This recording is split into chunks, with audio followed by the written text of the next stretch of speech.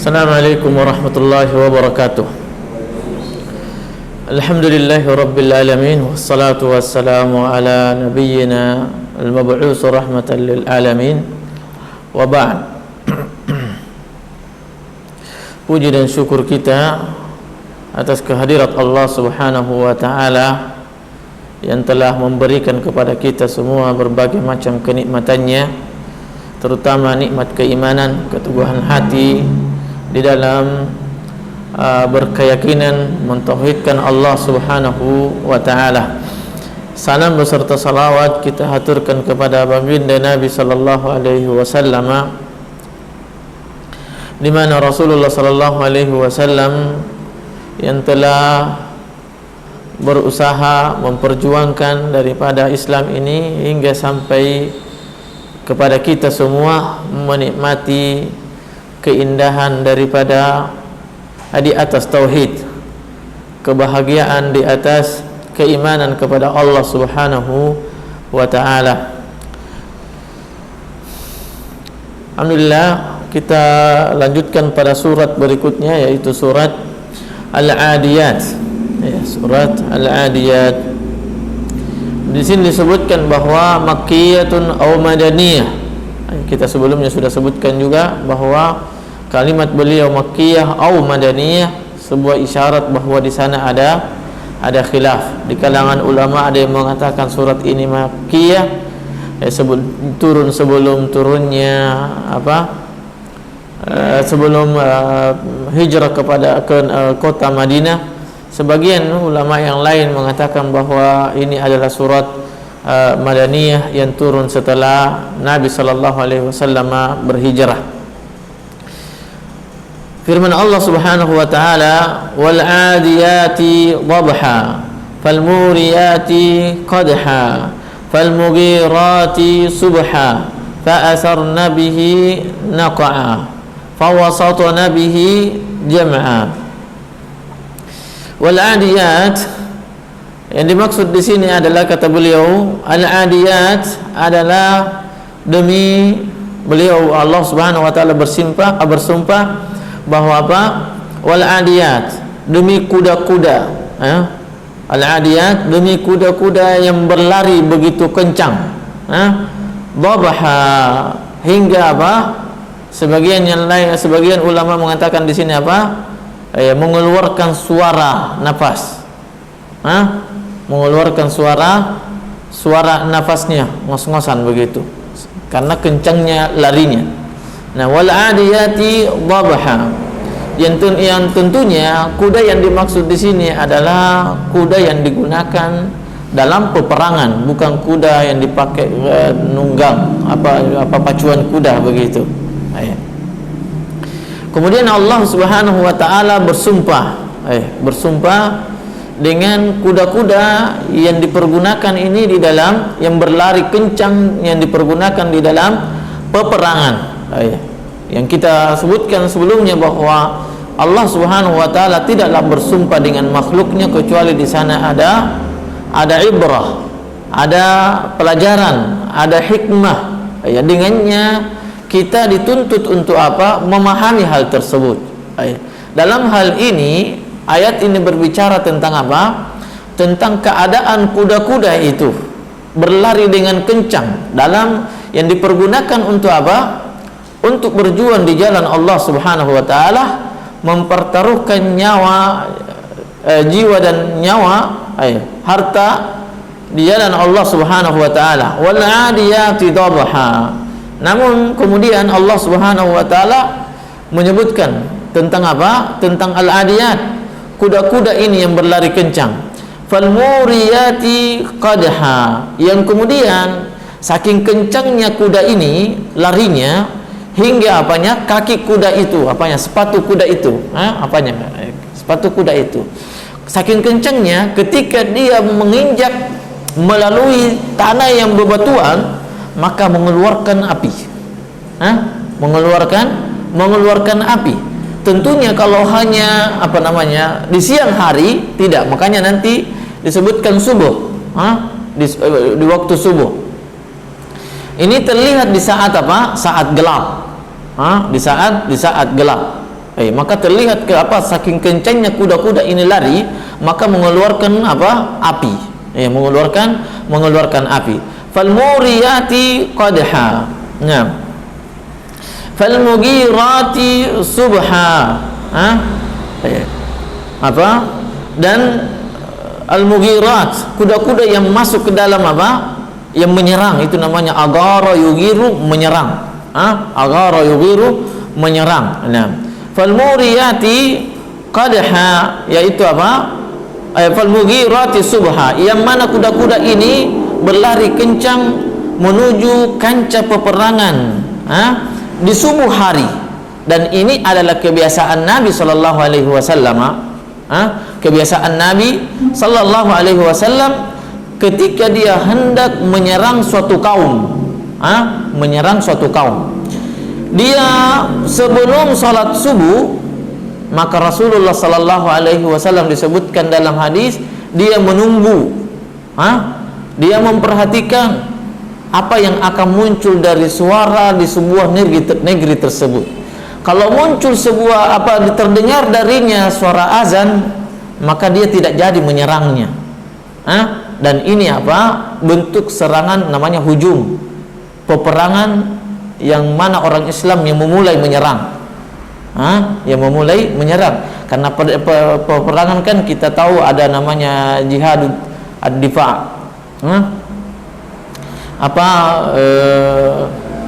kita yang diserang, kita juga pun melawan. Ini di sini disebutkan apa, falmughirati subha, Rasulullah sallallahu alaihi wasallam yang menyerang kepada para sahabat, bersama para sahabat kepada musuh-musuh ini. Namun kebiasaan Nabi ini dalam hadis disebutkan bahwa apa, kalau mau menyerang dia tunggu waktu subuh. Kalau terdengar suara azan, tidak jadi, dia tunda apanya? Dia tunda penyerangannya. Kenapa? Karena dia mengatakan dalam pandangan beliau Rasulullah SAW bahwa ini adalah negara Islam. Negara Islam. Bagaimana dikatakan negara Islam? Saat syiar-syiar Islam itu terlihat, nampak jelas. Di antara syiar Islam itu adalah azan. Makanya Indonesia adalah negara Islam. Kenapa? Karena azan di mana-mana terdengar. Azan di mana-mana. Kalau dia negara Islam, berarti sam'an wa ta'ah. Kita dengar dan kita taat. Kepada siapa? Kepada pemimpin. Kita dengar, kita mendengar, dan kita taat kepada pemimpin. Selama pemimpin tidak, seorang presiden tidak memerintahkan kepada kemungkaran, memerintahkan kepada kemaksiatan. Nah, falmughirati subha, maka kuda-kuda ini lari kencang di waktu subuh hari, subuh hari.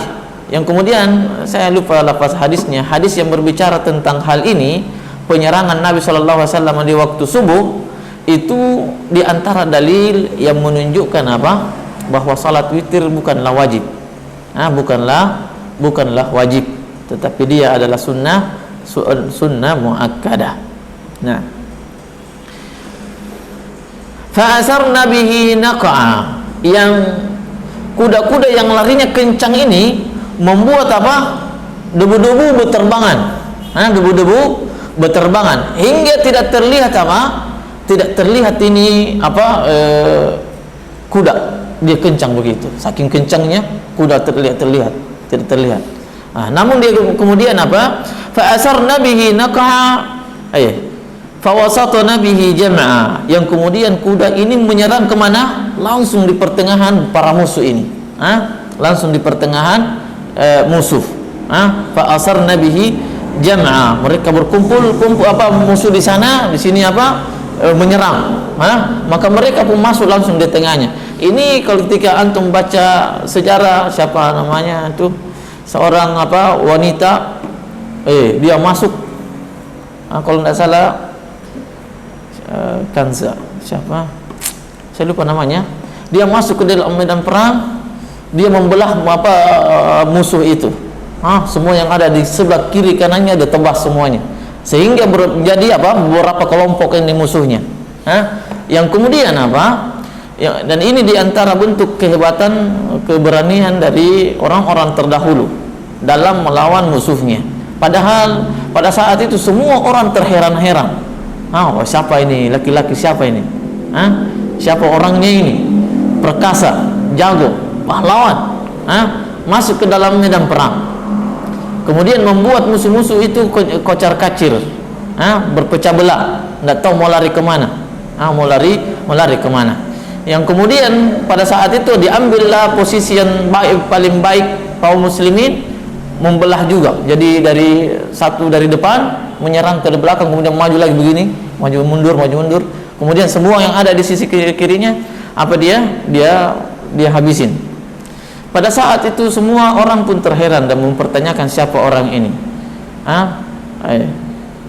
Ternyata dia adalah seorang wanita. Seorang wanita yang memakai topeng, begitu, memakai topeng. Yang wanita ini sangat tidak mau diketahui orangnya, tidak mau ditahu orangnya. Dia mau menyembunyikan amalannya. Dia mau menyembunyikan amalannya melalui medan perang. Fawasatuna bihi jam'a, ya, mereka para kuda ini membelah lautan musuh itu, membelah lautan musuh itu. Kemudian apa?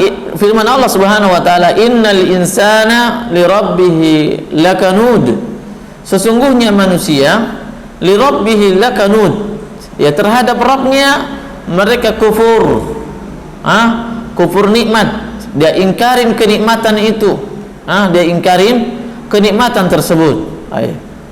Kalau kita mau berbicara dengan hubungan antara ayat dengan ayat sebelumnya, maka nikmat yang dia maksud di sini adalah nikmat Islam.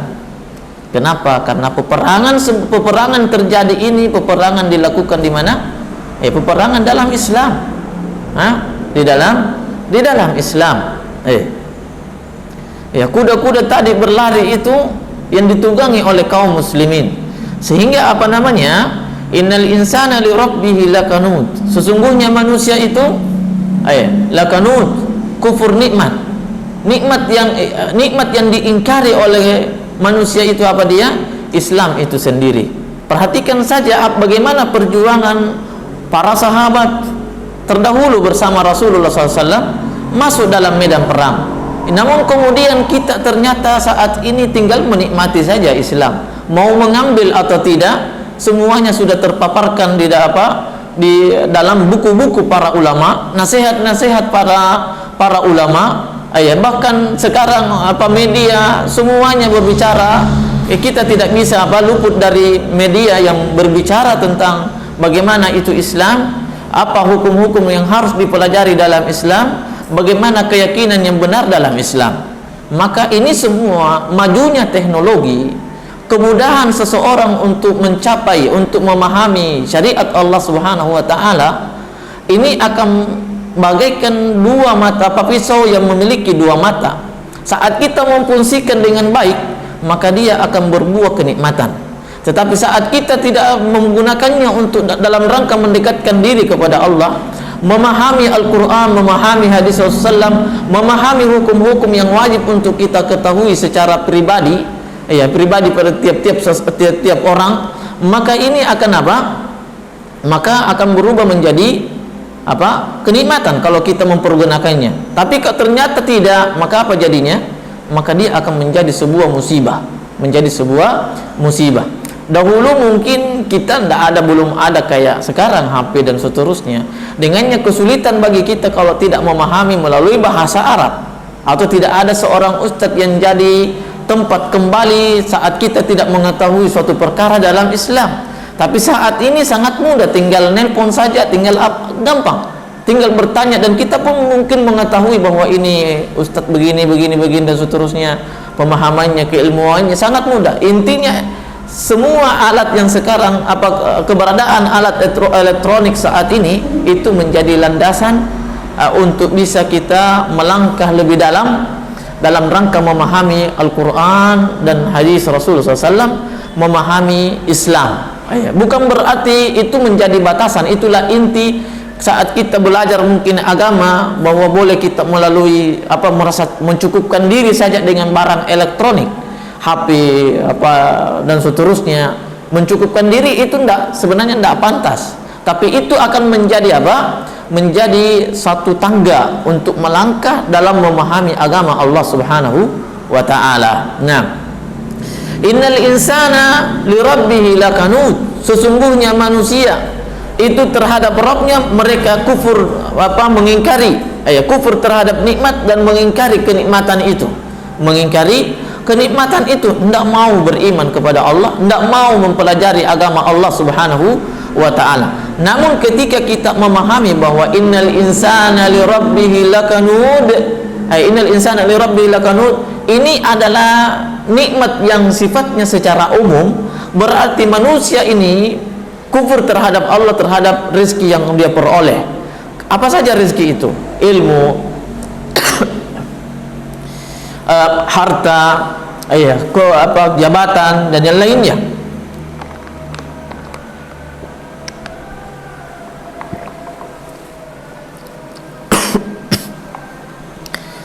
Maka innal insana li rabbih lakanud, mereka ingkar, tidak dia orang yang baik tatkala dia memperoleh kenikmatan, hendaknya berapapun usaha yang dia kerahkan, berapapun pikiran keilmuan yang dia ketahui, tatkala dia memperoleh kenikmatan sebagai bentuk syukurnya kepada Allah Subhanahu wa ta'ala, jangan coba-coba menyandarkan kenikmatan itu kepada dirinya, kepada keilmuannya, kepada kepiawaiannya, karena itu adalah bentuk kekufuran kepada Allah Subhanahu wa ta'ala. Saat manusia ini menyandarkan kepada dirinya segala sesuatu yang dia peroleh, maka itulah bentuk kekufurannya, bentuk keingkarannya kepada nikmat Allah Subhanahu wa ta'ala. Innal insana li rabbih lakanud, tentunya manusia yang disebutkan di sini tidak semuanya innal insan, tapi tidak semuanya, sebagian saja.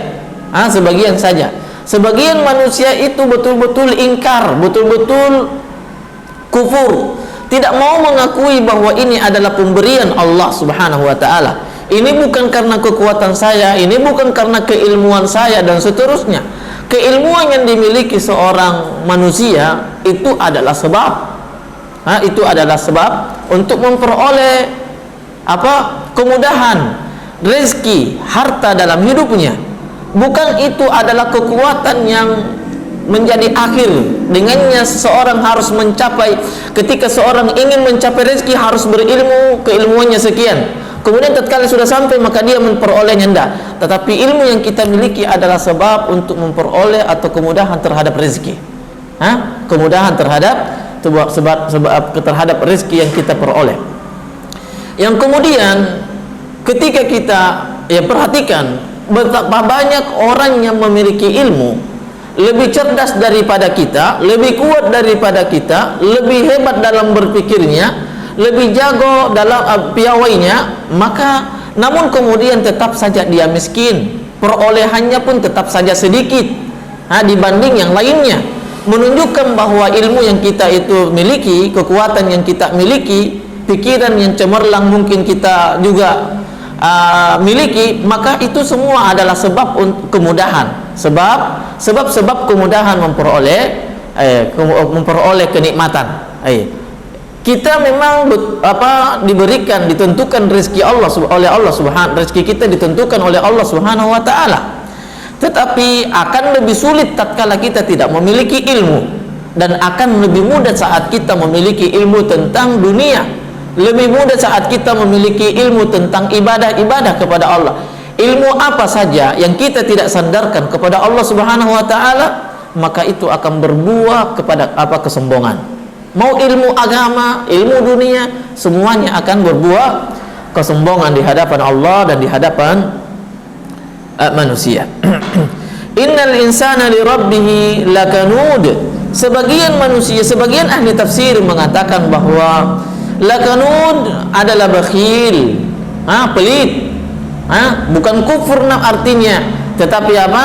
Bakhil. Sesungguhnya manusia itu terhadap Rabbmu, terhadap kenikmatan Rabbmu yang Allah berikan kepada mereka, la bakhil, pelit.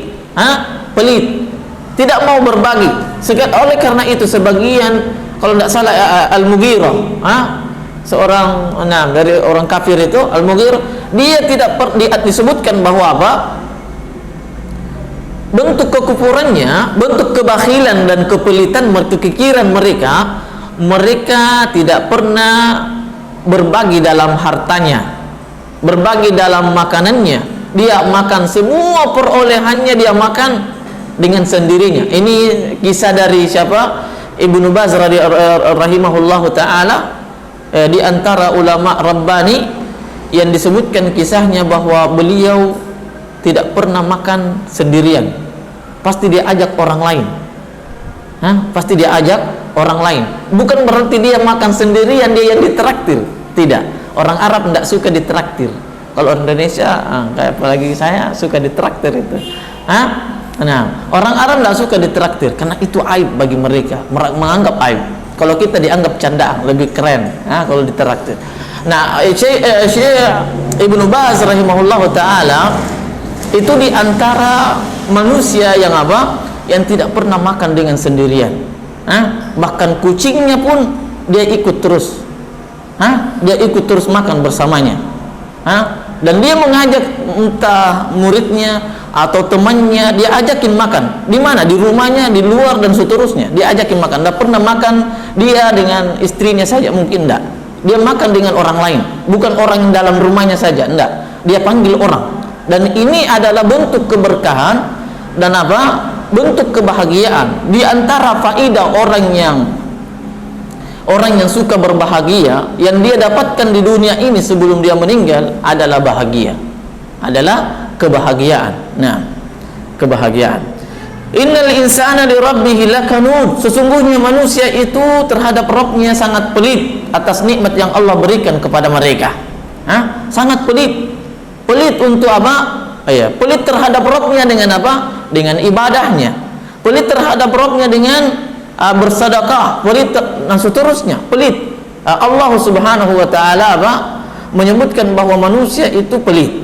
Manusia itu pelit. Wa innahu ala dzalika lasyahid. Dan manusia juga ini pelit, kufur nikmat. Dia tahu dirinya sendiri, tidak perlu orang lain melihat.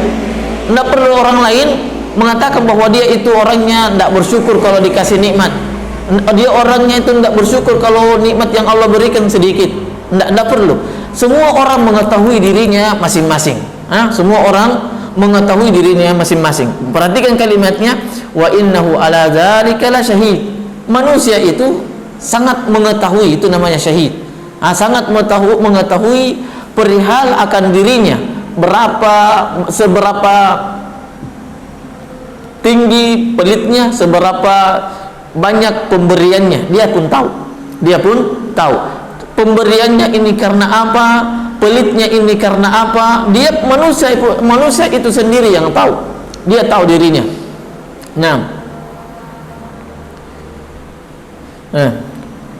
Balil insanu ala nafsihi basirah. Allah Subhanahu wa taala bahkan manusia itu terhadap dirinya lebih tahu. Lebih mengetahui terhadap dirinya. Walau alqa ma'azirah, walaupun dia mengungkapkan beribu-ribu alasan, sejumlah alasan, yang dengannya untuk menyelamatkan dirinya, tetapi dia sebagai orang sebagai manusia, dia pun mengetahui saya ini orang yang berilmu atau tidak, saya ini orang pelit atau tidak, saya ini orang yang suka berbagi atau tidak. Balil insanu ala nafsihi basirah walau alqa ma'azirah. Wa innahu ala zalika lasyahid. Dia sangat mengetahui perlakuan kepelitannya, kekikirannya dan seterusnya. Wa innahu lihubbil khairi lasyadid. Ini biasanya seimbang. Apa dia? Pelit dan ingin kaya sendiri. Rakus terhadap dunia, cinta terhadap dunia. Biasanya seimbang ini. Seimbang. Maksudnya ini kalau dia pelit, biasanya dia juga hubbud dunia. Berarti dua sifat yang terburuk, dua sifat yang buruk terkumpul dalam diri orang yang apa? Orang yang pelit. Apa dia? Hubbud dunia dengan apa? Al-bukhl. Bukhl. Pelit dengan cinta dunia. Bagaimana orang, apa akibat daripada orang yang cinta dengan dunia? Kata Rasulullah SAW, hubbud dunia wa karahiyatul maut. Berarti tiga. Pelit, cinta dunia, takut mati. Rasulullah SAW menyebutkan begitu. Wa min qillatin nahnu yawma idzin ya Rasulullah, la. Walakinnakum gusaka as-sayl. Kemudian Rasulullah SAW menyebutkan, apa yang menyebabkan, sahabat bertanya, apa yang menyebabkan kami itu tertindas oleh Rasulullah saat itu? Padahal jumlah kami itu banyak. Apa dia? Al-wahan. Qala wa mal wahan? Qala hubbud dunya wa karahiyatul maut. Hubbud dunya wa karahiyatul maut. Ini dua-duanya, bahkan tiga-tiganya ini membuat kaum muslimin yang menjadi lemah di hadapan manusia. Apa dia? Pelit. Yang dalam hadis Rasulullah SAW masih apa dia disebutkan apa? Hubbud dunia dengan karahiyatul maut. Itu dia adalah wahan, lemah, lemah. Semua kita ini juga benci dengan kematian, tidak suka dengan kematian. Yang Allah mengatakan itu. Walaupun kita mau, saya tidak cinta, tidak takut mati, Ustaz. Tidak, itu omong kosong itu. Kalau ada orang mengatakan saya tidak takut mati, omong kosong itu. Karena Allah yang mengatakan demikian. Bahwa manusia ini tidak suka dengan kematian. Oleh karena itu Aisyah radhiyallahu taala anhu bertanya, adakah orang yang tidak suka dengan kematian? Rasulullah, tidak, bukan tidak suka, tetapi apa akibatnya begitu? Apa akibat dari setelah kematian itu yang ditakutkan. Maka orang apa? Orang yang innal insana li rabbih lakanud wa innahu ala dzalika lasyahid wa innahu li hubbil khairi lasyadid. Yang pertama, pelitnya, dia pelit sama orang. Kemudian dia tahu tingkat pelitnya di hadapan manusia, terhadap dirinya. Kemudian yang ketiga, cinta terhadap dunia, cinta terhadap dunia. Kemudian yang keempat adalah apa dia? Karahiyatul maut, benci dengan kematian. Makanya orang-orang yang pelit itu tidak mau sekali menderita, tidak mau menderita, tidak mau keluar uangnya sedikit pun. Kalau dia mau menggaji orang, dia gaji sesuai dengan gajinya, tidak lebih dan tidak kurang. Kalau ada lebihnya harus kembalikan itu, harus dikembalikan. Kalau ada kurangnya, dia minta untuk apa? Tidak apa-apa, nanti saya kasih, nanti, dan seterusnya. Itu ciri orang pelit, ciri-ciri orang pelit. Dan ini pelit, kemudian cinta terhadap dunia. Di mana ada peluang dilihat apa nih? Padahal ini sudah kaya ini. Kayaknya ini peluang saya ini untuk bikin bisnis di sini, di sana dan seterusnya. Harus begini. Dia terasat, matanya jelalatan untuk mencari peluang begitu. Tapi sangat sulit baginya untuk berbagi, sangat sulit baginya untuk berbagi. Yang kemudian apa jadinya? Perhatikan kadar kecintaan seseorang terhadap sesuatu, maka itulah yang akan lahir dari dalam diri kita kesedihan. Kesedihan yang membuat kita para ulama menyebutkan kenapa rahasia, kenapa sakarat itu sangat menyakitkan. Kenapa sakarat itu sangat menyakitkan? Dikarenakan antara jasad dengan hati, jasad dengan ruh kita betul-betul menyatu, menyatu. Ruh kita mengetahui gerak-gerik daripada fisik kita pun mengetahui bahwa ruh saya ini kekurangan, ini kurang ibadah, kurang makanannya dari ibadah-ibadah dan seterusnya. Sehingga saat keluar berat, sakit. Maka demikian juga orang yang cinta terhadap siapa saja. Kadar cintanya terhadap orang, kalau orang itu meninggal, maka akan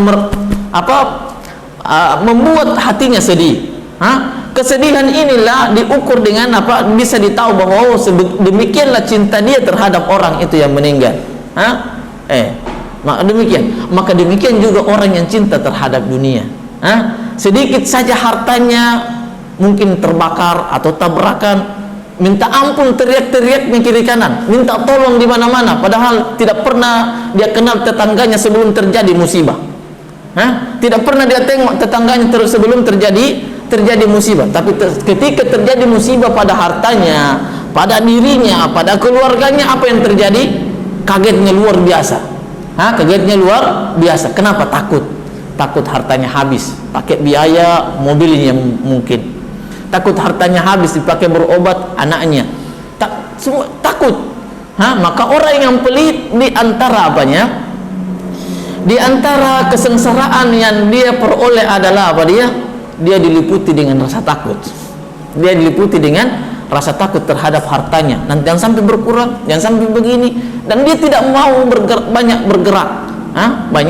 Banyak bergerak. Nah,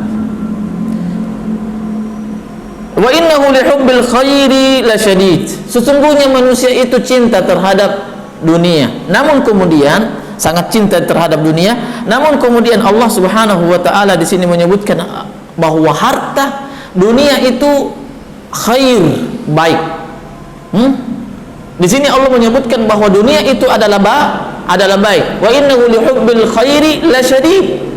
Kenapa Allah Subhanahu wa taala menyebutkan harta ini, dunia ini adalah baik? Tidak mengatakan bahwa harta itu ya sangat cinta terhadap harta saja begitu.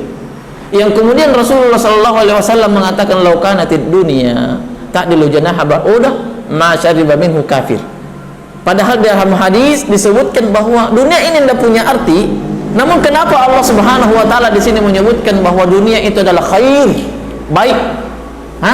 Kemudian Rasulullah sallallahu alaihi wasallam ad-dunya mal'un wa mal'un ma fiha. Dunia ini terlaknat, dibenci oleh Allah Subhanahu wa taala. Namun kemudian Allah mengatakan di sini apa? Bahwa dunia itu baik. Harta yang ada di dunia ini adalah baik. Wa innahu lihubbil khairi lasyadid. Kenapa Allah Subhanahu wa taala menyebutkan khair?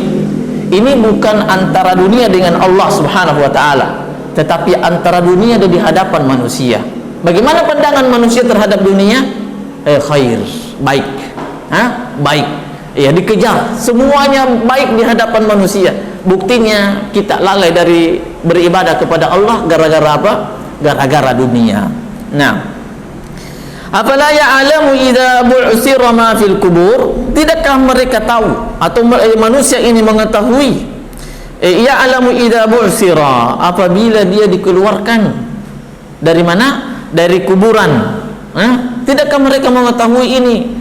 Bahwa nantinya akan dikeluarkan dari kuburannya, akan dibangkitkan. Nah, wa husila ma fis sudur, dan akan tampak apa yang tersembunyi dalam diri kita ini, dalam hati kita ini. Apa saja? Iri, dengki dan seterusnya. Oleh karena itu sebagian ulama mengatakan innal insana li rabbih lakanud. Sebagian ahli tafsir mengatakan bahwa dia adalah hasad. Dia adalah hasad. Berarti tiga tadi penafsirannya yang kita sebutkan, yang saya sebutkan. Apa dia? Yang pertama adalah kufur dan juhud terhadap nikmat. Yang kedua adalah bukhul, pelit. Yang ketiga adalah apa? Hasad.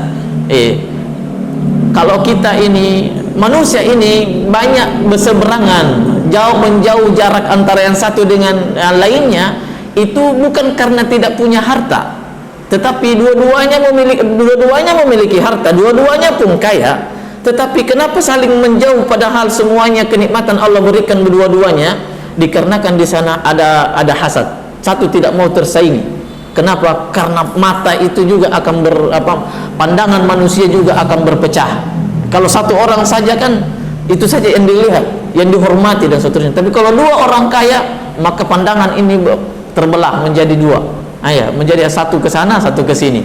Maka satu-satunya setiap mereka memiliki daya tariknya. Wa husila ma fis sudur, yang pada saat itu apa yang tersembunyi selama kita di dunia ini dalam hati kita, dalam diri kita, penyakit iri, penyakit pelit, penyakit kufur terhadap nikmat, keingkaran terhadap Islam, tidak mempelajarinya, kejahilan dan seterusnya, maka di hari kemudian akan tampak siapa yang jahil, siapa yang berilmu, siapa yang soleh mengamalkan ilmunya atau tidak, siapa yang pelit, siapa yang pemurah, siapa yang ikhlas, siapa yang dan seterusnya, semuanya akan nampak. Wa husila ma fis sudur, yaitu al-qulub. Yang maksud di sini disebutkan tempatnya hati. Disebutkan ya dada karena itu adalah tempatnya hati, padahal yang dimaksud adalah hati. Karena padahal yang dimaksud adalah hati. Minal kufri wal iman, akan tampak kekufuran ini. Akan tampak keimanan. Inna rabbahum yawma idzil khabir. Sesungguhnya pada saat itulah rabbahum Allah Subhanahu wa taala sangat mengetahui keadaan manusia sewaktu di dunia. Apa yang dia lakukan? Apa yang dia lakukan? Bagaimana dia bermuamalah dengan harta. Jangan sampai kenikmatan yang Allah berikan justru membuatnya dia lalai dari Allah Subhanahu wa taala, atau justru sebaliknya, ada orang diberikan kekayaan namun dia gunakan hartanya di dalam ketaatan kepada Allah Subhanahu wa taala. Subhanakallahumma rabbana wa bihamdik, asyhadu an la ilaha illa anta astaghfiruka wa atubu ilaik. Assalamualaikum warahmatullahi wabarakatuh.